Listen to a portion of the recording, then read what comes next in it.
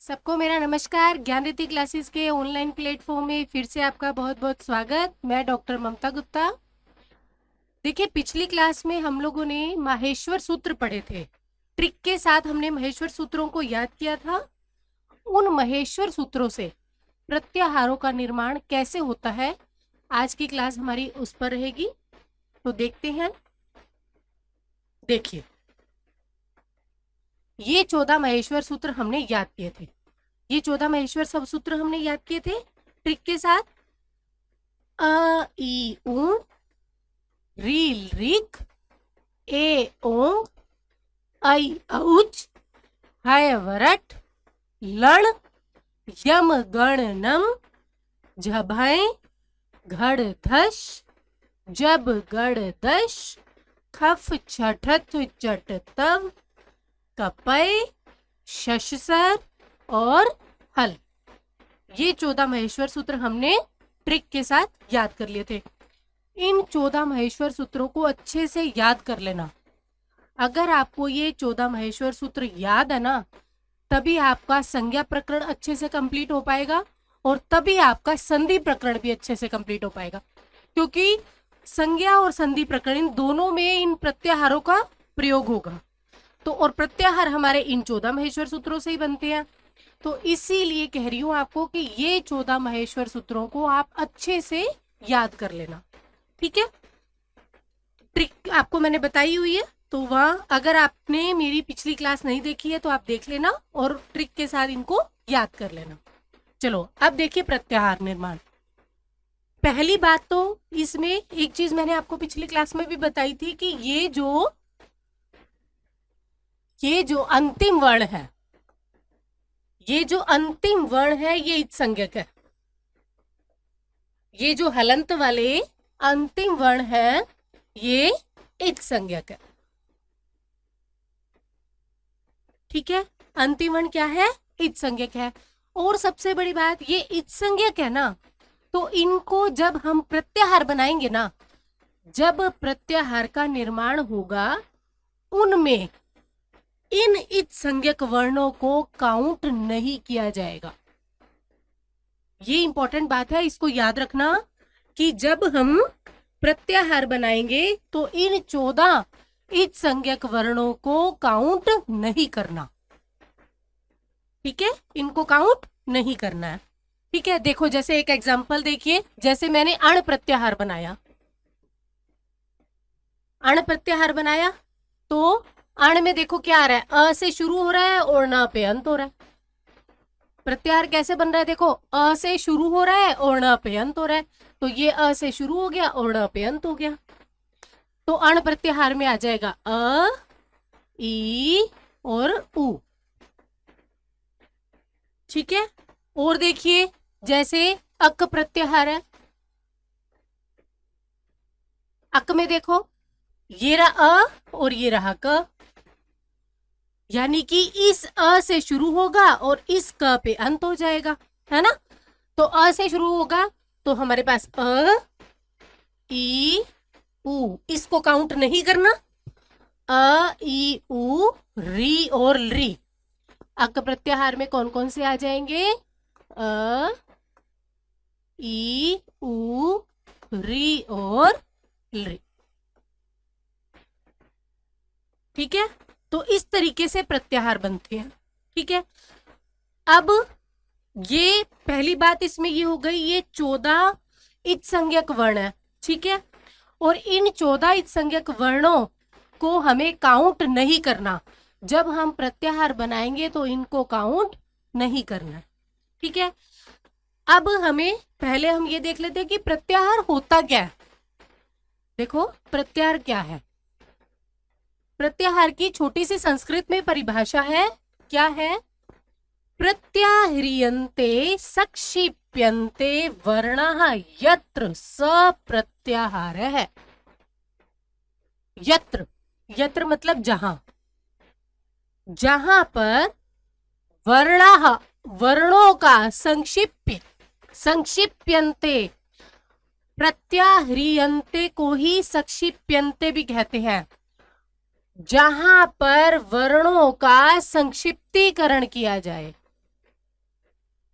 प्रत्याह्रियन्ते या संक्षिप्यन्ते, यानी जहां पर, यत्र मतलब जहां पर वर्णों का संक्षिप्तीकरण किया जाए वह प्रत्याहार होता है।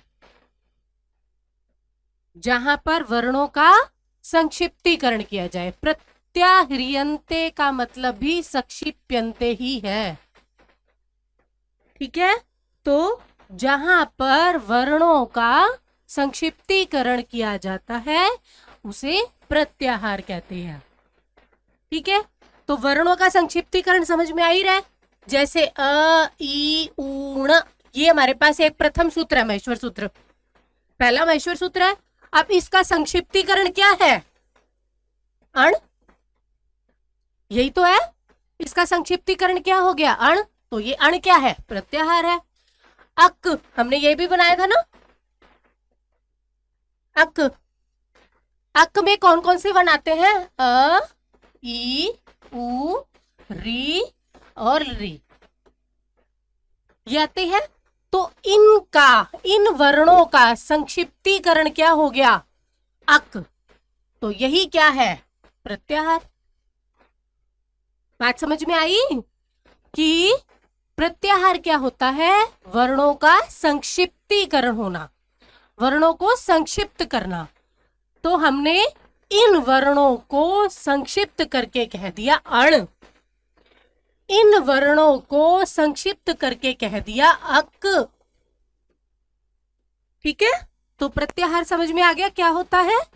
वर्णों का संक्षिप्तीकरण को ही प्रत्याहार कहते हैं। क्लियर? अब देखिए, प्रत्याहार संज्ञा विधायक सूत्र या प्रत्याहार के निर्माण की विधि बताने वाला सूत्र कौन सा है?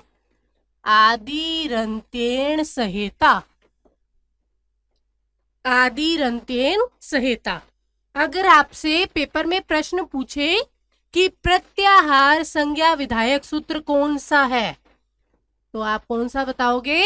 आदिरन्त्येन सहेता। समझ आई बात कि आदिरन्त्येन सहेता क्या है? प्रत्याहार संज्ञा विधायक सूत्र, जो प्रत्याहार के निर्माण की विधि बताता है। ये जो सूत्र है ना, ये प्रत्याहार के निर्माण की विधि बताता है। कैसे? देखो, पहले अब इस सूत्र को तोड़ के देख ले। देखो, आदि, दी के बाद क्या है? र। र को मैंने क्या कर दिया? विसर्ग। र जो हलंत होता है उसको हमने विसर्ग किया, तो र में से क्या निकल गया बाहर? अ निकल गया। तो आदि ही, र में से अ निकला, अंत्येन।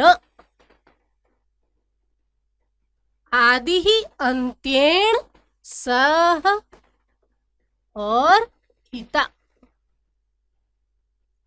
ये मैंने सूत्र को तोड़ दिया। आदि अंत्येन सह इता। समझ आई बात? आदि अंत्येन सह इता। अब देखो, हमने कारकों में पढ़ा हुआ है कि सह होता है, जो सह का मतलब होता है साथ। तो सह के योग में हमेशा तृतीया विभक्ति होती है। ये हम पढ़ते आए हैं कि सह के योग में हमेशा तृतीया विभक्ति होती है। तो अंत्येन शब्द में तृतीया लगी हुई है। जैसे राम शब्द का तृतीया एक वचन होता है रामेन, वैसे ही अंत्य शब्द का तृतीया का एक वचन हो गया अंत्येन। बात समझ में आ गई? तो अंत्येन, अंत्य का मतलब क्या होता है? अंत्य का मतलब क्या होता है? अंतिम। अंत्य का मतलब क्या होता है? अंतिम। ठीक है, अंतिम वर्णों से युक्त, सह का मतलब युक्त या साथ, तो अंतिम वर्णों से युक्त जो आदि वर्ण है। बात समझ में आ रही है? अर्थ, अंतिम वर्णों से युक्त जो आदि वर्ण है उसकी सहेता संज्ञा होती है। अंतिम वर्ण से युक्त जो आदि वर्ण है उसकी सहेता संज्ञा होती है। कैसे, देखो,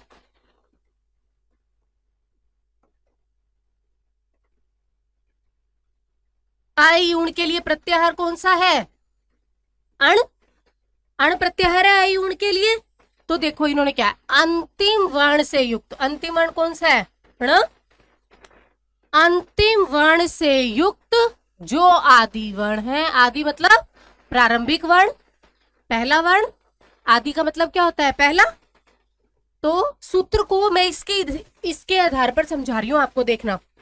अंतिम वर्ण से युक्त जो आदि वर्ण है वो न केवल अपनी बल्कि अपने बीच के वर्णों का भी बोध कराता है।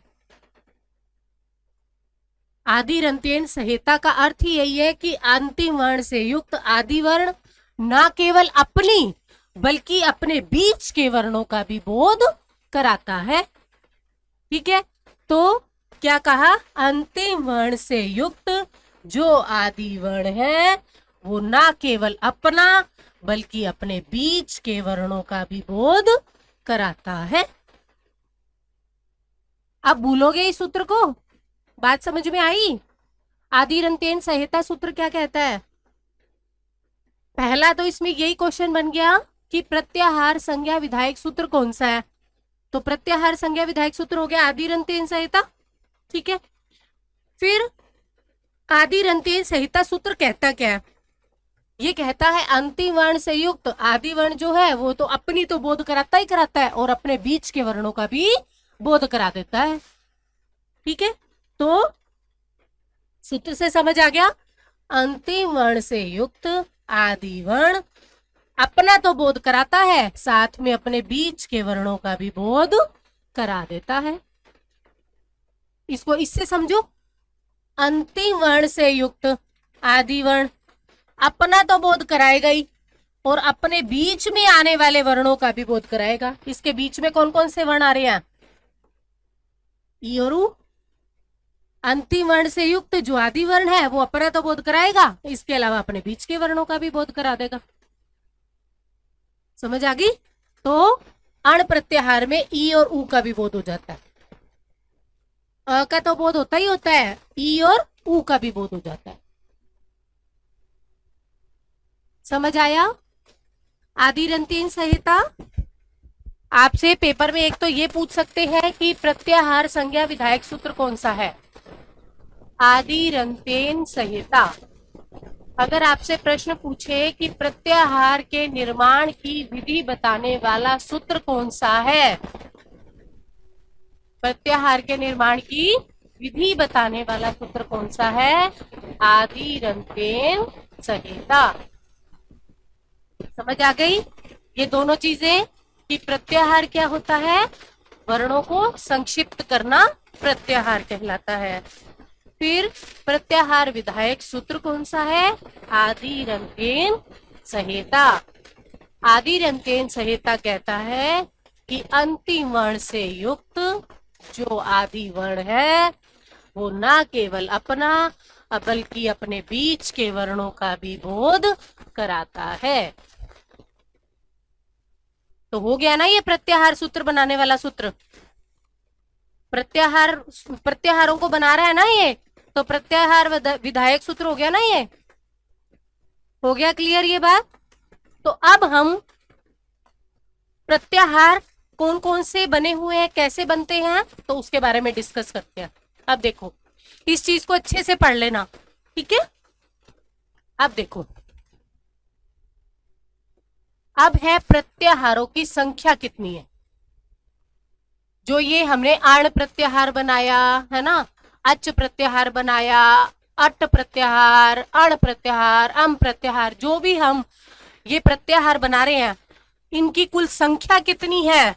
42। क्या है? द्विचत्वारिंशत्।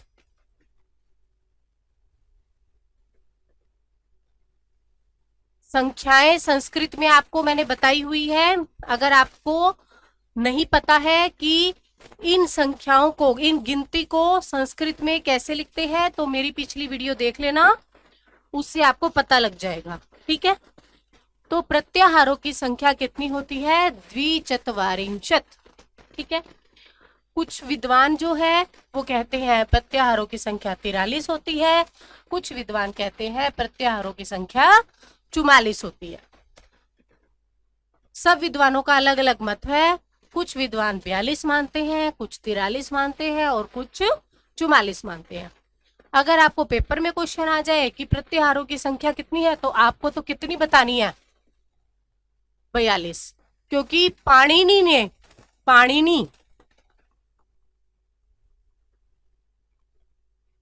ने प्रत्याहारों की संख्या 42 ही बताई है। पाणिनि कौन थे? व्याकरणाचार्य थे ना। पाणिनि कौन है? व्याकरणाचार्य, प्रथम व्याकरणाचार्य। व्याकरणाचार्य नहीं है, आदि व्याकरणाचार्य या प्रथम व्याकरणाचार्य। तो इन्होंने ग्रंथ कौन सा लिखा था? अष्टाध्यायी। पाणिनि ने कौन सा ग्रंथ लिखा था? अष्टाध्यायी। तो पाणिनि ने कुल प्रत्याहारों की संख्या कितनी बताई है? 42। जो 43 और 44 प्रत्याहार है, इसकी डिस्कस हम लास्ट में करेंगे। अभी हम एक बार 42 प्रत्याहार देख लेते हैं। ठीक है, तो देखो, सबसे पहला प्रत्याहार बनता है अण। ये हम कई बार डिस्कस कर चुके। अण प्रत्याहार में कौन कौन से वर्ण आते हैं? अ, ई और उ। अ, ई और उ। ठीक है, फिर है अगला अक प्रत्याहार। अक में देखो कौन कौन से आते हैं। अक में देखते हैं,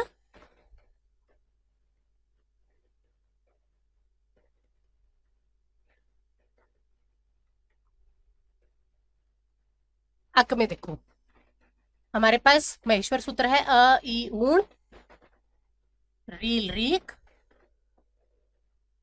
ये 1 नंबर है और ये 2 नंबर है, यही है। तो अक देखो, ये अ से स्टार्ट हो रहा है और क पे अंत हो रहा है। और ये अंतिम जो है ये संज्ञक है, इसको काउंट करना ही नहीं हमें। तो हमारे अक में कौन कौन से आगे?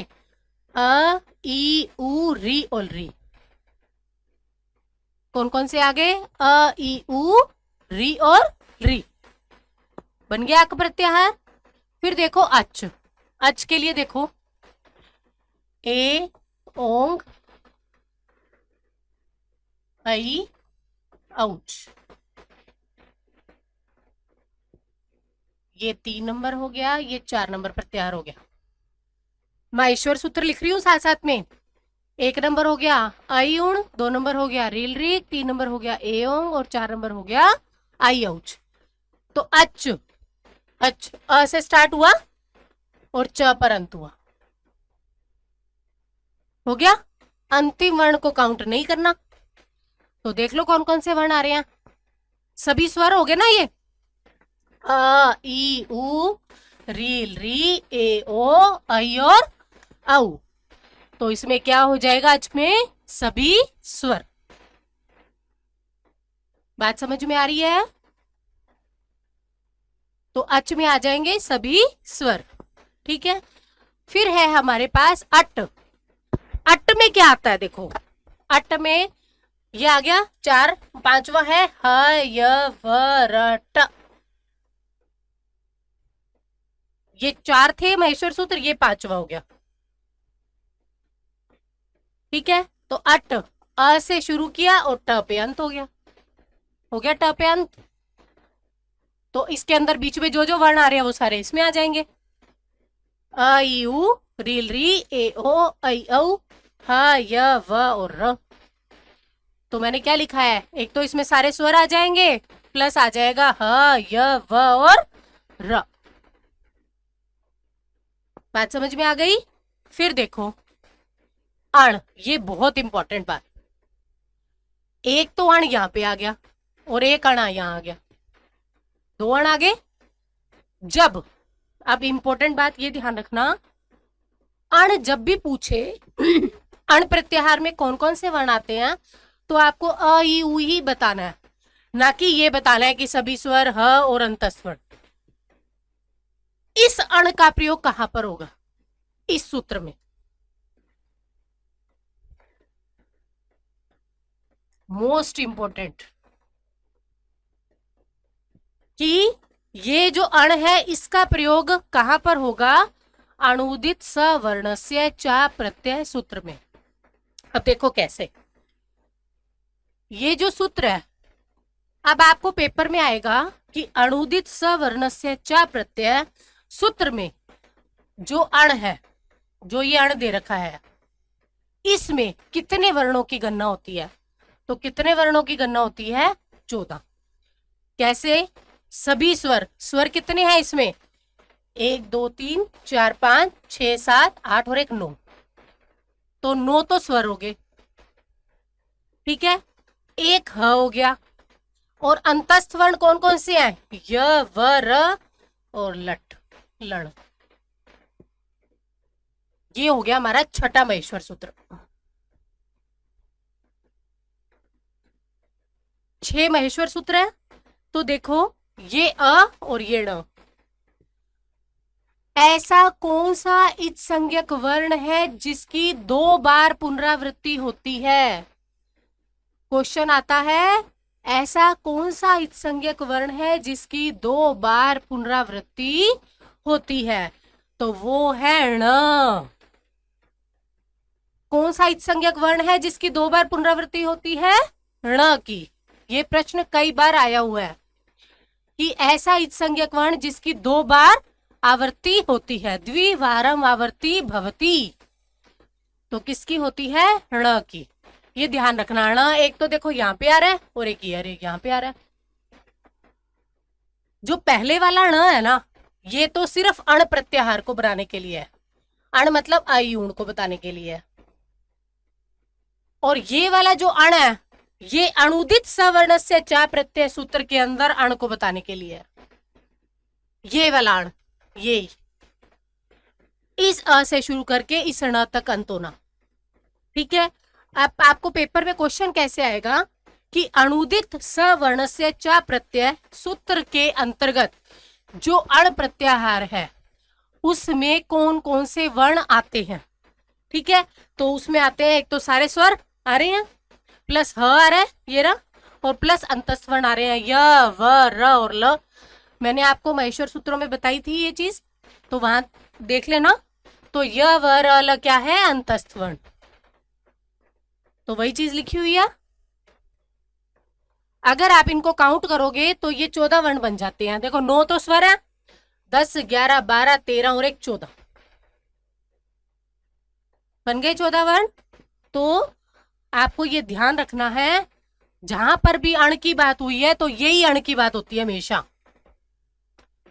सिर्फ और सिर्फ एक जगह पर अणुदित सवर्णस्य चा प्रत्यय सूत्र में इन 14 वर्णों की बात हुई है। जो पाणिनि ने अष्टाध्यायी लिखी हुई है ना, उसके अंदर सिर्फ और सिर्फ यही कहा रखा है कि अणुदित सवर्णस्य चा प्रत्यय जो सूत्र है, इसके अंतर्गत जो अण आता है उसमें 14 वर्णों की गणना होती है। इसके अलावा जहां पर भी अण की बात होगी तो वो आई ऊण होगा, आई ऊण ही होगा। बहुत इंपॉर्टेंट बात है, इसको नोट कर लेना कि जब भी अण प्रत्याहार की बात होगी तो वहां पर अ ई ऊण वाला ही अण प्रत्याहार होगा। यदि इस अण प्रत्याहार की बात होगी तो वो सिर्फ इस सूत्र के संदर्भ में ही होगी। बात समझ में आ गई? इस सूत्र में जो अण है वो सिर्फ 14 वर्णों की बात करता है। इसके अलावा जहां पर भी अण की बात होगी वो अयूण ही बताएगा। क्लियर? बात समझ में आ गई? अगला प्रत्याहार देखो, अम। अम, अब देखो ये छठा हो गया, उसके बाद 7वां महेश्वर सूत्र होता है यम गणनम। ये देखो म और ये रहा अ। देखो 14 महेश्वर सूत्र याद है तो सारे हमें प्रत्याहार बनाने आ रहे हैं, इसलिए 14 महेश्वर सूत्रों को आप अच्छे से याद कर लेना। बार बार कह रही हूं, 10 बार उठते बैठते जागते सोते सब इसको याद कर लो अब। तो अम प्रत्याहार में अ से शुरू होकर के म तक के सारे वर्ण आ जाएंगे। तो अ ई उ रील री ए ओ ऐ औ, यानी कि सारे तो स्वर आ गए। फिर ह आ गया, फिर अंतस्थ वर्ण आ गए, य व र ल अंतस्थ वर्ण हो गए। फिर वर्ग का 5वां अक्षर आ गया, ये देखो ना, य म ग ण न, ये वर्ग के क्या है, 5वें अक्षर। बात समझ में आई? वर्ग का हो गया 5वां अक्षर। अगर आपको इस तरीके से नहीं लिखना है तो आप तो 14 के 14 महेश्वर सूत्र लिख लेना, उसमें से पता लग जाएगा किस प्रत्याहार में कौन से वर्ण आते हैं, आपके लिए आसान हो जाएगा। आप जब एग्जाम देने लगो ना तो पहले 14 महेश्वर सूत्र तो लिख ही लेना, इससे क्या है, आपका कोई भी प्रश्न गलत नहीं होगा। ठीक है, चलो नेक्स्ट देखते हैं हम। नेक्स्ट में देखो, अश, अश प्रत्याहार में कौन कौन से आएंगे। देखो 14 महेश्वर सूत्रों में सबसे पहला है हमारे पास अ ई ऊण। देखो हम बार बार लिखेंगे तो भी हमें याद हो जाएंगे। अ ई ऊण, रील रीक, ए ओंग, आई अहुच, आय वरट, लण, यम गण नम, जभय, घड़धश,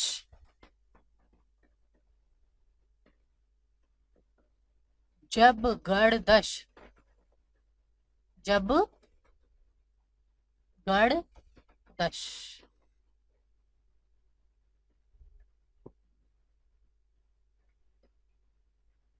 ठीक है, तो देखो अब अश प्रत्याहार में अ से शुरू हुआ और श पे खत्म हो गया, हो गया ना। तो ये सारे वर्ण आ जाएंगे, बस अंतिम वर्ण को इनको काउंट नहीं करना।